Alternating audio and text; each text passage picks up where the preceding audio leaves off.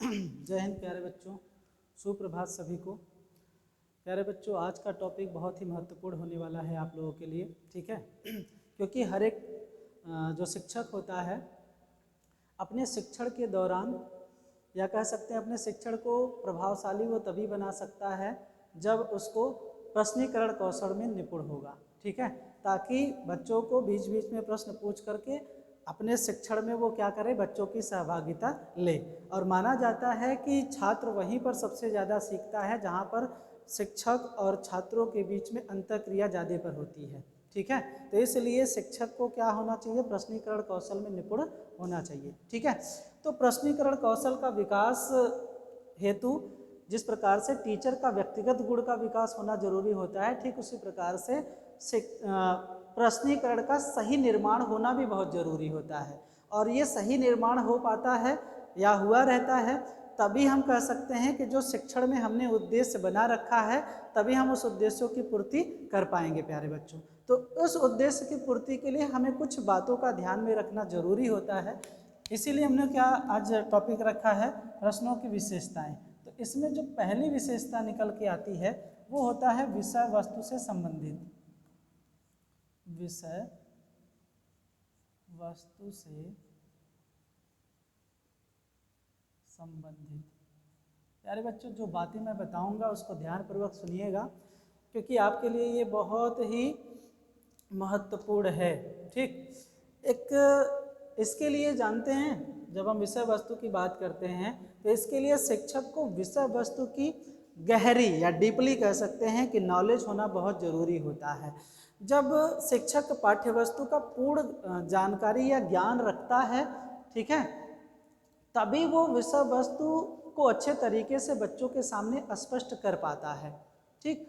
अन्यथा अगर उसको उस विषय का पूर्ण जानकारी नहीं है तो बच्चों को अनावश्यक बातों में उलझा करके रखता है और जिस उद्देश्य को वो प्राप्ति करना चाहता है वो सही ढंग से प्राप्ति नहीं कर पाता है। इसलिए टीचर को क्या होना चाहिए, विषय वस्तु का ज्ञाता होना चाहिए या फिर गहरी नॉलेज होना चाहिए। तो जब भी आप शिक्षण कार्य करने आए किसी भी प्रकरण पे, किसी भी टॉपिक पे, तो आप उससे संबंधित गहरी जानकारी प्राप्त पहले कर लें, ठीक है।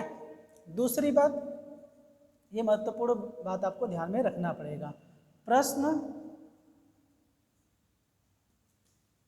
जो होने चाहिए वो आपके वस्तुनिष्ठ होने चाहिए। कैसे हो, वस्तुनिष्ठ हो, ठीक है। तो प्रश्नों का एक विशिष्ट उत्तर होना चाहिए। जो भी प्रश्न पूछ रहे हैं उसका क्या होना चाहिए, एक विशिष्ट उत्तर होना चाहिए। और ऐसा तभी संभव हो सकता है जब प्रश्न ऐसा होना चाहिए, वस्तुनिष्ठ होना चाहिए। अच्छा, वस्तुनिष्ठ जब आप प्रश्न होता है आपका, ठीक है, तभी उसका एक विशिष्ट उत्तर प्राप्त हो पाता है।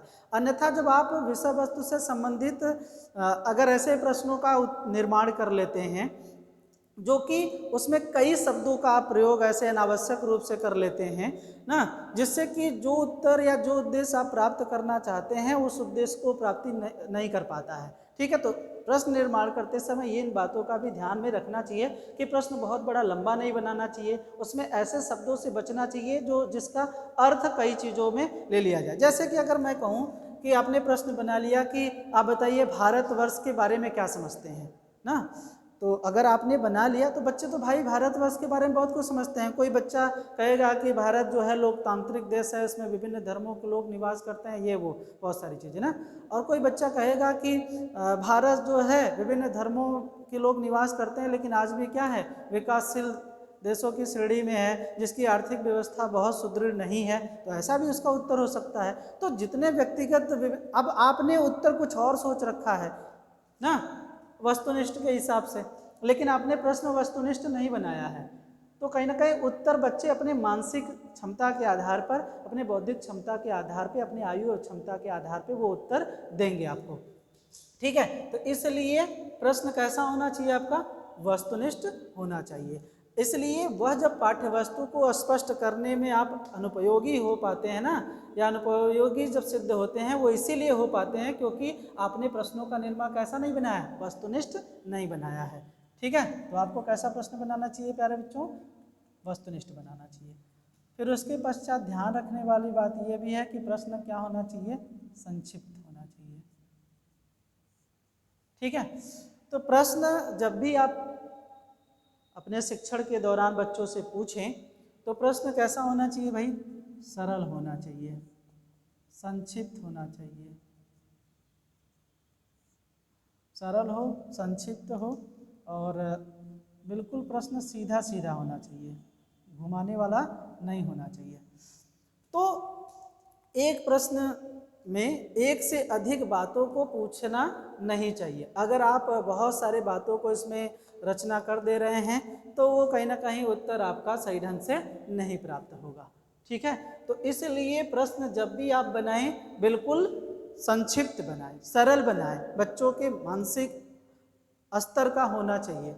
अच्छा, कभी कभी प्रश्न जब बनाया जाता है तो ऐसा जलेबी की तरह मथ दिया जाता है, या कह सकते हैं इतना अपने आप में वो प्रश्न उलझ जाता है कि उसका उत्तर प्राप्त नहीं हो पाता है, या फिर प्रश्न कभी कभी इतना ज़्यादा लंबा हो जाता है कि वो पूछना क्या चाहता है इसका निष्कर्ष ही नहीं निकल पाता है।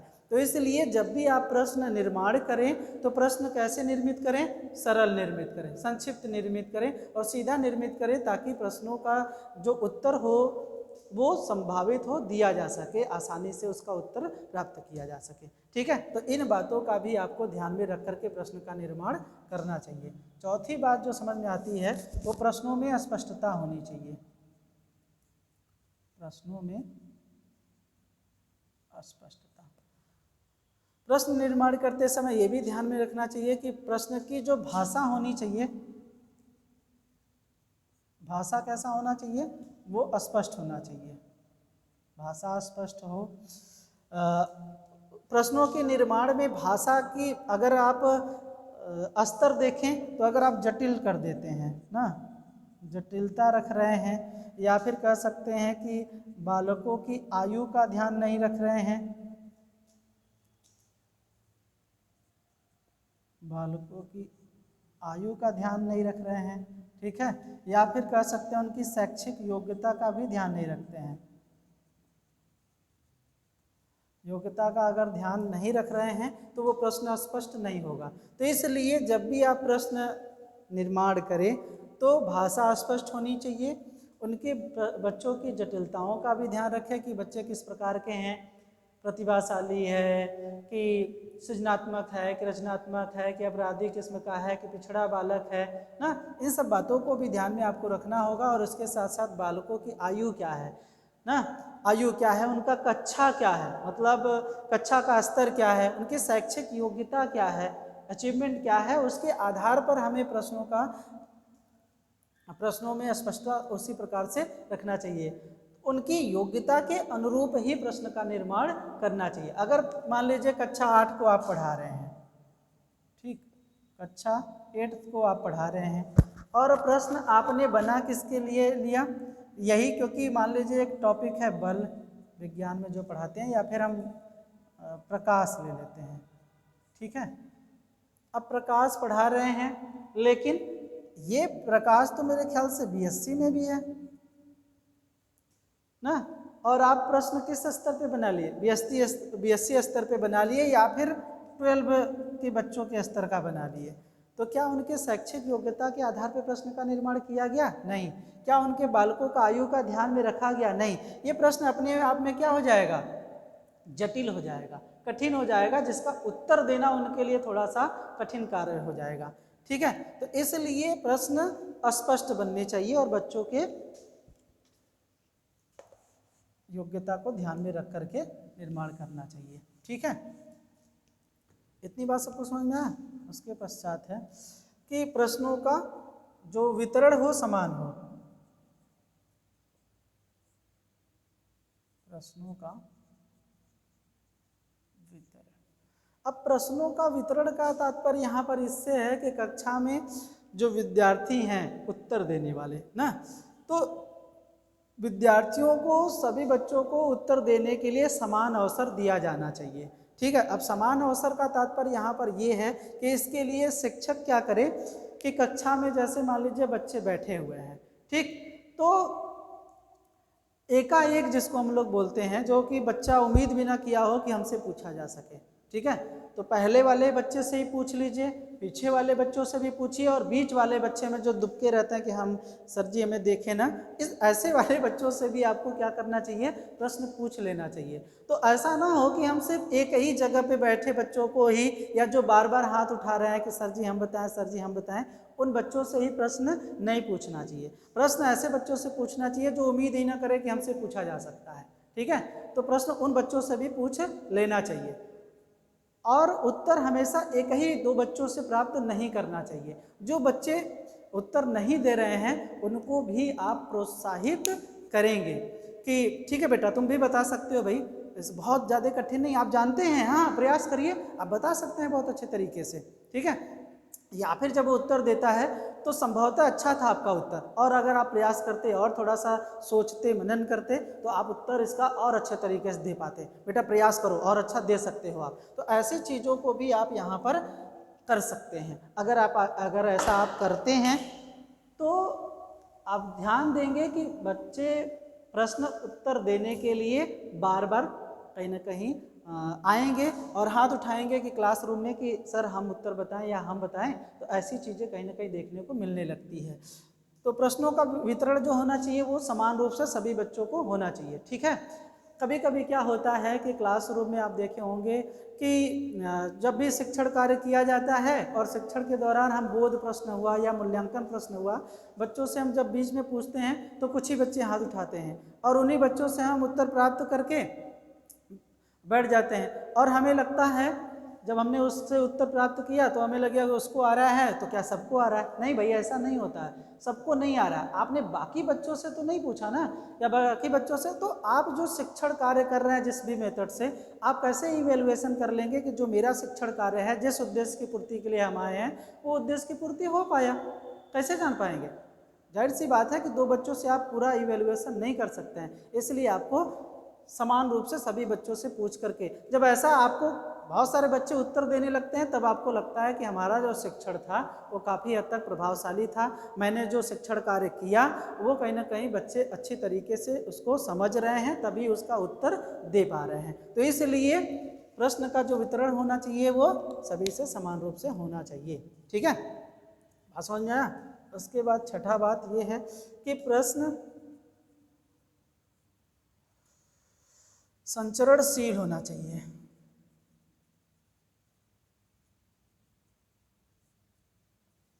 ठीक है। अब यहाँ पर संचरणशील का जो तात्पर्य है प्यारे बच्चों, प्रश्न जब भी पूछें आप तो पहले खड़ा करवा करके बच्चों से प्रश्न नहीं पूछना चाहिए, ये ध्यान में रखिएगा। प्रश्न आप सभी को कक्षा में संबोधन एक बार कर दीजिए, मतलब जो स्वर हो आपका इतना रहे कि ताकि बच्चे को सभी को सुनाई दे दे, उतना गति जो होना चाहिए वो होना चाहिए पर्याप्त में, ठीक है। और जहाँ पर ध्यान रखिएगा कि गति बहुत ज़्यादा फास्ट नहीं होनी चाहिए कि फटाक से हमने प्रश्न पूछ दिया और बच्चे कुछ लोगों ने सुना और कुछ लोगों ने नहीं सुन पाए। तो इसलिए गति जो होना चाहिए बिल्कुल समान होना चाहिए, सभी को अच्छे स्वर में सुनाई दे वो। और दूसरी बात आपको इसी में ये ध्यान रखना होगा कि बच्चों को पर्याप्त अवसर देना चाहिए सोचने के लिए, ताकि आप इतना समय दीजिए प्रश्न पूछने के पश्चात कि वो सोचें, तर्क करें, थोड़ा सा चिंतन करें, चिंतन करने के पश्चात उस प्रश्न का उत्तर देने का प्रयास करें। एक चीज़ और ध्यान रखिएगा, तीसरी बात, कि आप इतना भी समय ना दे दें कि बच्चे उस पर अस्थायी हो जाएं, ठीक है, रुचि ही ना लें उत्तर देने के लिए। जैसे बहुत सारे लोग हाथ खड़ा किए रहते हैं, आपने और भी समय दे दिया कि नहीं और लोगों को भी खड़ा करवाए या और लोग सोचिए बताइए, इतना ज़्यादा आप समय दे देंगे तो वो बच्चे क्या करेंगे, हाथ नीचे कर लेंगे। तो वो आप जब खड़ा करवाएंगे ना तो उतना इंटरेस्ट नहीं लेते हैं या बार बार हाथ उठाने पे इंटरेस्ट नहीं लेते हैं। समय दीजिए, लेकिन ये ध्यान में रखिए बहुत ज़्यादा समय नहीं देना है, ठीक है। तो इन्हीं बातों को क्या कहते हैं, प्रश्न संचरणशील कहते हैं, ठीक है। जो कि आपको क्या करना है, इन बातों को भी ध्यान में रखना है प्यारे बच्चों। तो ये चीज़ें कहीं ना कहीं अपनाई जाती हैं। प्रश्न एक और है, अगर विशेषता बात किया जाए तो प्रश्न का निर्माण जब भी करें आप तो प्रश्न व्याकरण के दृष्टिकोण से शुद्ध होना चाहिए, ठीक है। जब भी आप पूछें तो जिसमें कि क्या, क्यों, कैसे, कहाँ, ये बहुत सारी बातें लगा करके हम प्रश्न का निर्माण करते हैं, तो वो सारी चीज़ें होनी चाहिए। अगर ऐसा प्रश्न आप नहीं बनाते हैं, और प्रश्न में आप ध्यान दीजिएगा कि कभी कभी आप बच्चों ऐसा संबोधन करके ही लिख देते हैं, तो प्रश्न में ये बच्चे, ये सारी चीज़ें नहीं लिखी जाती है। संबोधन करने के लिए हम बोल देते हैं, लेकिन जब लिखित रूप में आप लिखते हैं तो बच्चों ऐसा आप प्रश्न में नहीं लिखेंगे। तो लिखते समय भी क्या होना चाहिए, व्याकरण के दृष्टिकोण से शुद्ध होना चाहिए, वर्तनी के दृष्टिकोण से भी शुद्ध होना चाहिए। ठीक है।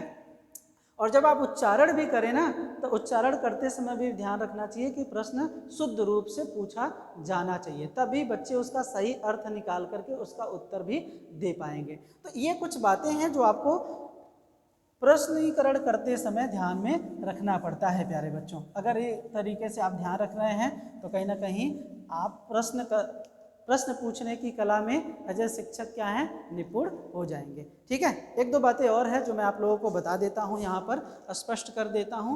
ठीक है।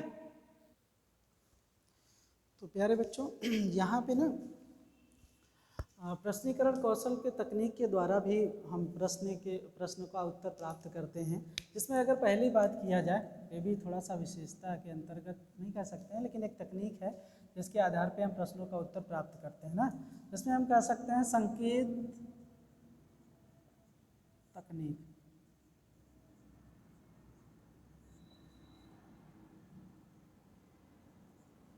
ठीक है। जब बच्चों का उत्तर जो होता है वो त्रुटिपूर्ण होता है ना, तो कुछ हम ऐसे संकेतों के माध्यम से उस प्रश्न का जो उत्तर है वो सही कराने का प्रयास करते हैं, जिसमें हम कुछ गद्य की चीज़ें भी बोल देते हैं या पद्य की कविता पाठ कर देते हैं, जिससे कि वो क्या करते हैं, जो उनका अधूरा या कह सकते हैं त्रुटिपूर्ण आंसर है उसको सही किया जाता है। या कुछ हम ऐसे उदाहरण बच्चों के सामने प्रस्तुत कर देते हैं और उस उदाहरण के माध्यम से वो क्या करते हैं, अपने उत्तर को सही दिशा प्रदान कर देते हैं, तो उसको हम लोग बोलते हैं संकेत तकनीक। बीच बीच में हम ऐसे संकेतों का भी प्रत्येक कह सकते हैं कि प्रयोग कर देते हैं, जिसकी सहायता से प्रश्न या उत्तर बच्चा अपना क्या कर लेता है, सही कर लेता है। जैसे एक मैं उदाहरण दूं कि मान लीजिए बच्चों को मांग के बारे में, उपभोग के बारे में उतना स्पष्ट नहीं है, तो मैं अगर बच्चों को कह रहा हूं कि अगर मान लीजिए आज क्या है प्यारे बच्चों, आज वर्तमान समय में मान लीजिए टमाटर की कीमत बढ़ गई, कीमत बढ़ी क्योंकि उसकी मांग बढ़ गई ना, तो ऐसा कुछ अगर उदाहरण दे दिए, बता दिया गया, जो व्यवहारिक उदाहरण है उनको समझ में आ रहा है कि मांग बढ़ने से क्या होती है,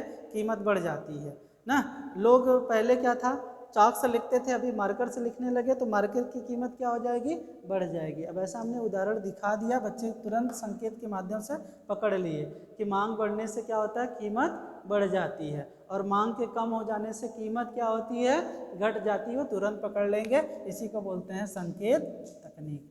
ठीक है। दूसरी चीज विस्तृत सूचना प्राप्ति तकनीक। विस्तृत सूचना प्राप्ति तकनीक। ठीक है।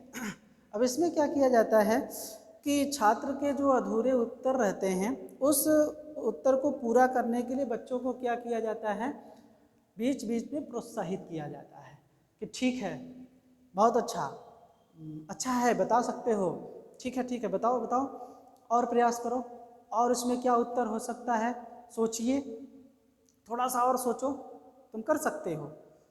ऐसी चीज़ों को करना ही क्या है, विस्तृत सूचना प्राप्ति तकनीक कहलाता है।